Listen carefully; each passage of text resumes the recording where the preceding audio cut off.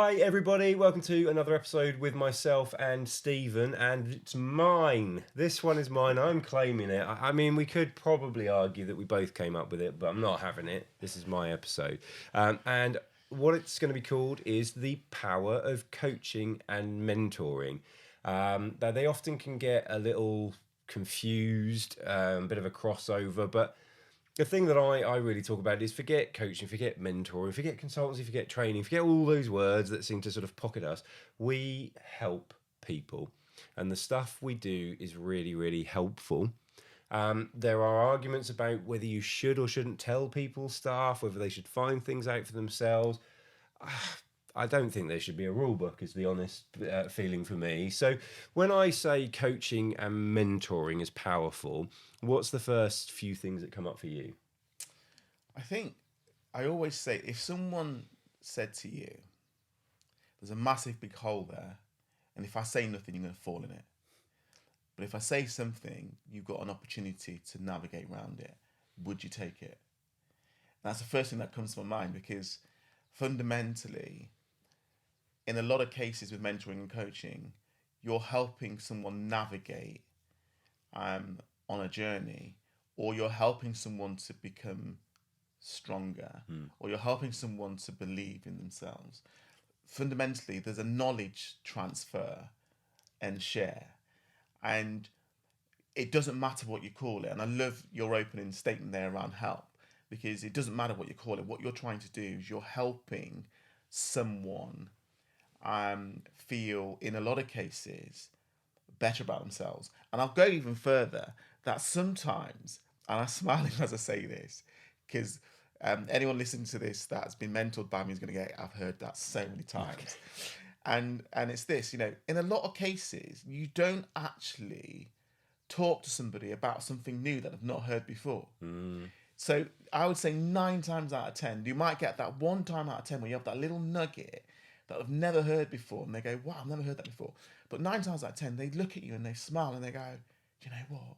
5 years ago, or 10 years ago, or when I started out, I used to do just that. Oh, I used to think like that."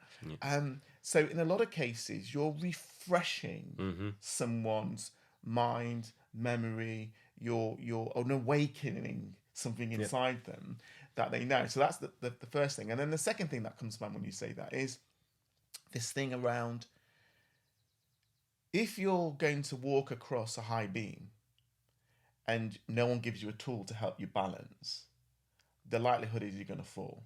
Mentoring and coaching for me is just another tool. It's not the only tool. Yep. It's just another tool that you can use to help you balance. Because on any given day, you can literally have a problem from one day to the next that wasn't there, and it hits you. And when it hits you, sometimes you need to do this, and that is talk. And you need someone to do the opposite thing, which is listen. And I always say there's a reason why we've got two ears and one mouth. We should listen more than we talk. And actually, um, one of the greatest charities, for me is the Samaritans. And I often say to people, what do they do that is just amazing and unique? And in a lot of cases, they listen. Yep. They don't even offer advice. They don't tell you this is what you should do. In a lot of cases, what they're doing is they're they're being considerate, they're being caring about you, and they're listening to what you've got to say. So mentoring and coaching also, the big part of it is listening to what the mentee or the person that's being coached has to say. Because sometimes, a little bit like when we're doing the podcast, you'll say something which triggers me. I'll say something that triggers you. Before you said it, it wasn't in my head. But the moment you start talking, it triggers something that then I can talk about. And the similar thing with coaching and mentoring, sometimes what happens is through someone talking about how they're feeling, they can actually start to help themselves.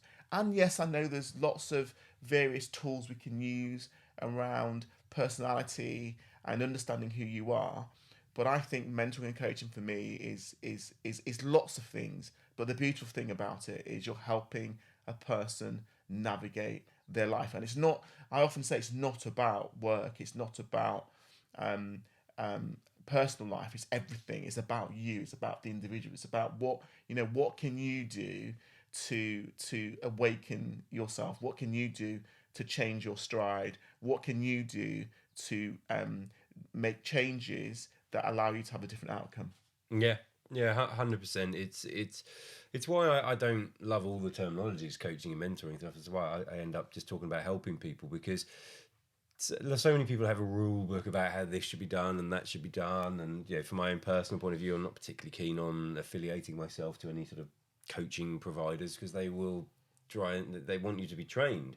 Like, some of them want 60 hours or more of training. Well, no, this is natural, thanks. this is life experience that we're sharing here. Yes. And ultimately, a lot of my sessions, especially with people that have been clients for a while, the first 5 to 20 minutes is bloodletting, depending on how regularly we've met and things like that. I'll just say, look, so we know what we're going to talk about today, all the actions from the last session, how you've done, the accountability and so forth. But is there anything that you don't think is going to come up today? Unless I ask you about it now, right at the start. And sometimes there's, no, I'm pretty good. That's fine. Other times they'll be just boom, and it's gone. And they don't even realise what's going on. But then also in that process, you suddenly catch them thinking, oh, and then they're grappling, because that's the first time they've confronted their thinking and their thoughts since perhaps the last session, or perhaps some of the check-ins that I've done or whatever, and they've almost at the end of it have solved their own issue because they've heard themselves. And this is the point. This is the real key bit, because I often get a lot of thanks, as you will, from clients who say, oh wow, you've done an amazing job. I said, no, I have not. What I have done is put you in the right space and on the right path to make a decision yourself, because our gig is easy. If you don't do the stuff you need to do outside of those coaching sessions, it is a waste of your time, not our time. It is a waste of your time. But none of our clients do, to be fair. I mean, we're very lucky. We work with, well, certainly I can say for me, I work with really, really good people who always do the things they want to do, because it's not cheap. They pay a lot of money for this, and they want to see outcomes. And I can't imagine what it was like if you did have people not doing it every single time. But there's always little bits that they haven't done, but in the main, they follow through. So it's their actions. And all we've done is given them, especially with most of our clients probably in fairly hectic times, we've given them an hour, 2 hours of time to just focus on themselves, focus on their challenges, focus on their dreams and their purpose, and start making some actions that they then commit to do so we can hold them accountable to it. That's it. That is not hard from our point of view. I mean, it's a skill set. I'm not going to belittle what we do. We're bloody good, aren't we, to be fair? But it is not a hard process. Once you know what to do and how to get the best out of people and help them be themselves, they do all the hard yards.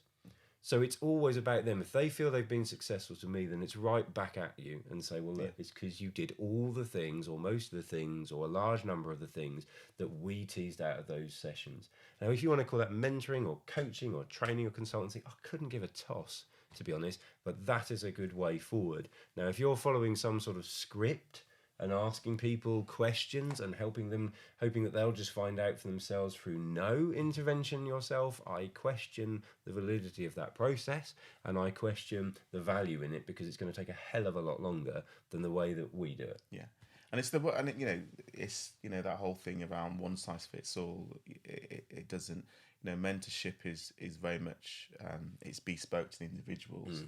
And, there's two things I think anyone listening to this that's considering, getting a mentor or a coach or investing in you, because that's what it is, it's investing in you. And the two things I always talk about is the first one is honesty. So this process doesn't work if you bullshit. Yeah. This process doesn't work if you're not honest. Yeah. And that's the hardest thing sometimes, to be honest with your emotions, honest with your feelings, be honest with how you actually feel. By being honest about how you really feel, you then start on that journey. And that's about putting yourself in potentially a vulnerable state as well, which then my other word is trust, where, there's three things I always talk about. One's having fun and one is trust. And I think mentoring should be fun. The mentorship relationship should be fun.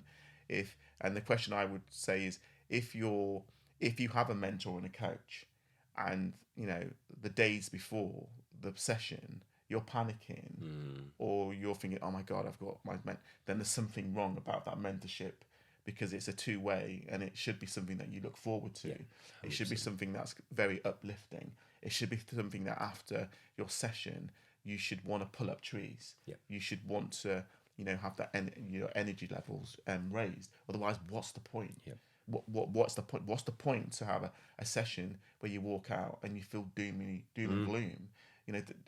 No thanks. I'm having a session because I want to feel uplifted. And I smile because I genuinely, and I know Oliver, you know this, I love what I do. Like, to the point where there's nothing better than, I think someone wrote a post about me a few weeks ago, and what they said was, when the light bulb comes on, it's just a great feeling. And actually, the funniest thing, as a mentor, coach, a trainer, whatever you want to call yourself, when the light bulb comes on in someone, you can see it in their eyes, and I actually live for that feeling. Yeah. Because you feel it and you see it, and it's just an amazing feeling when you can see someone that's actually gone, do you know what? I get it. Yeah. I'm starting to understand myself a bit more. And we could literally talk about this for 5 hours. Yeah. Sadly, we've only got 20 minutes or so. It is such an invigorating subject matter, and I would absolutely argue with anyone that believes they will not benefit from being mentor and coach. And I'll go one step further. So I'm having this big debate at the moment with the medical profession. So those of you out there that might be suffering, from mindset issues, or have any sort of neurodivergent issues, and you're trying to seek medication and seek help for it, you go to the GP. They refer you to a specialist, and they say, we've referred you to a specialist. It might take 12 to 18 months to get seen. Okay, my argument is there should be an in-between stage, which is you still have to go and see the professional, because you want to get checked out properly. You want to make sure mentally that you're in the right place. But I tell you what, if you can have a mentor and a coach, someone to listen to you. And when I say listen, I'm not talking to you about that friend that you're having a cup of coffee with, and they've got their phone on the side, and they're getting alerts, and every now and again they're not in the conversation. I'm talking about a conversation where you're talking to somebody, and they're in the room with you, and they're listening to what you've got to say. That is really powerful. Yeah.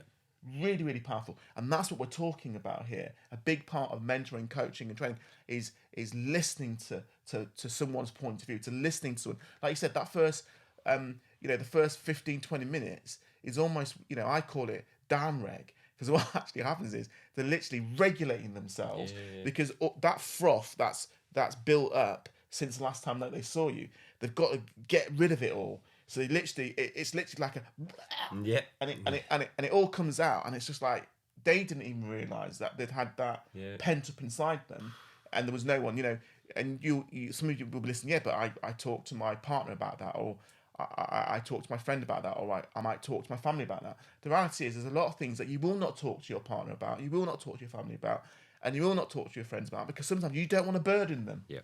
So what happens is you go, no, I'm not going to say anything.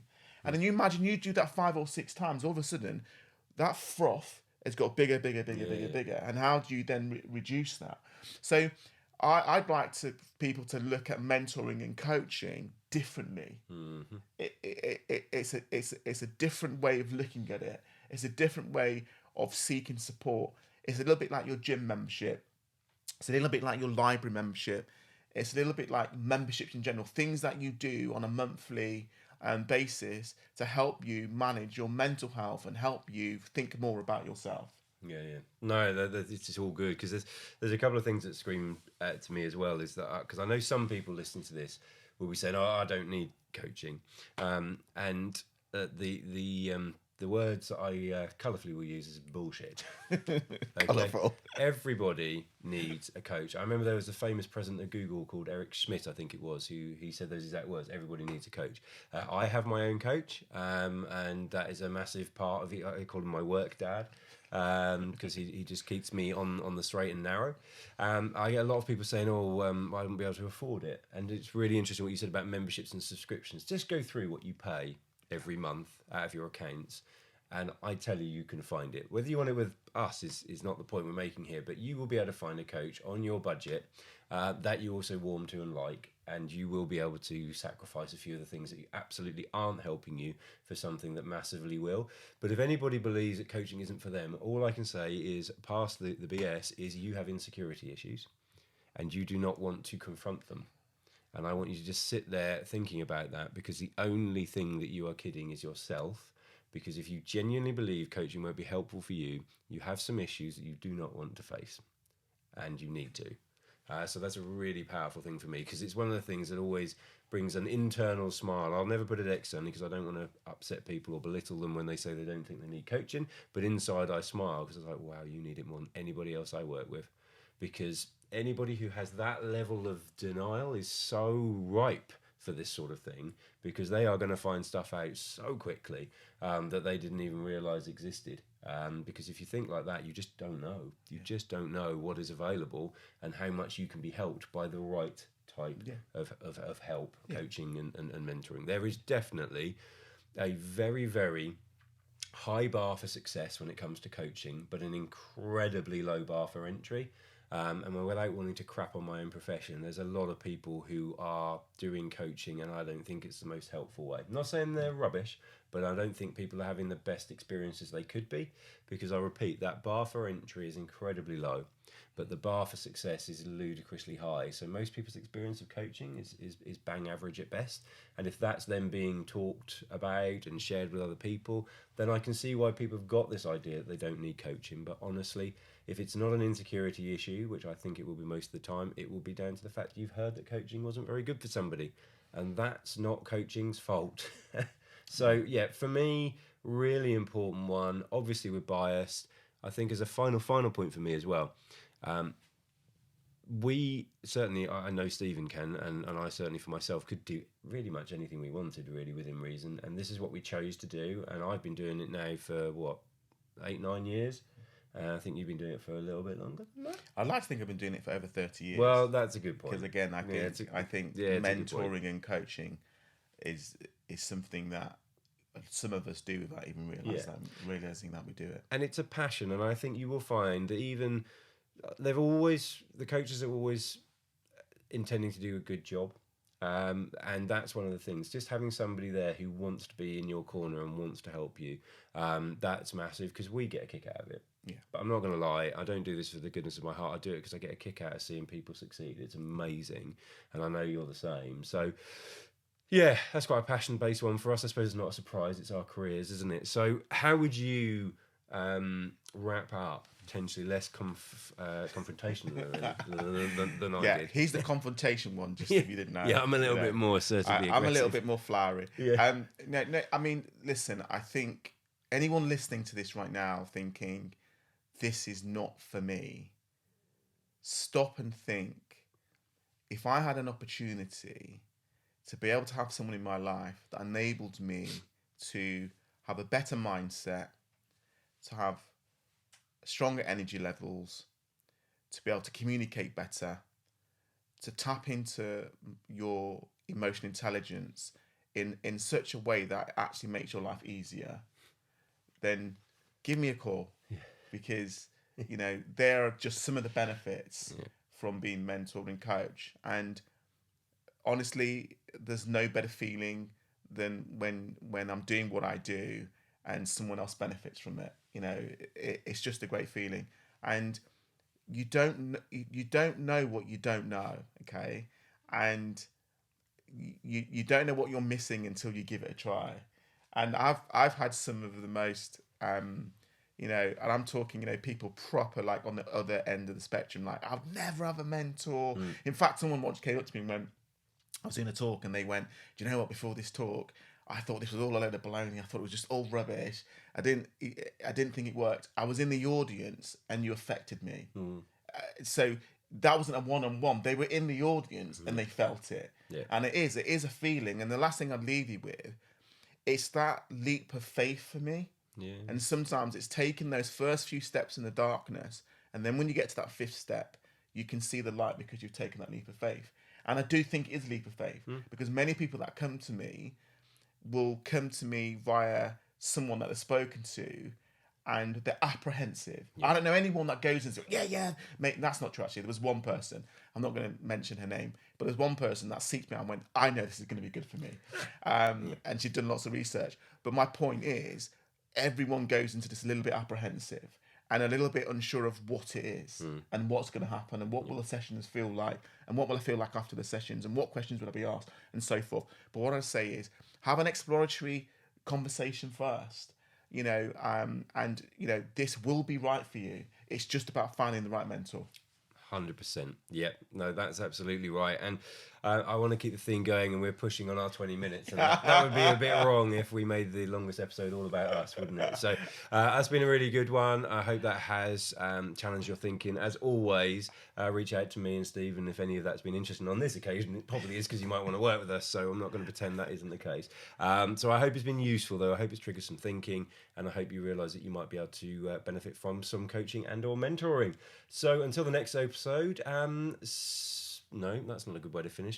At the next episode, no. Bye. See ya.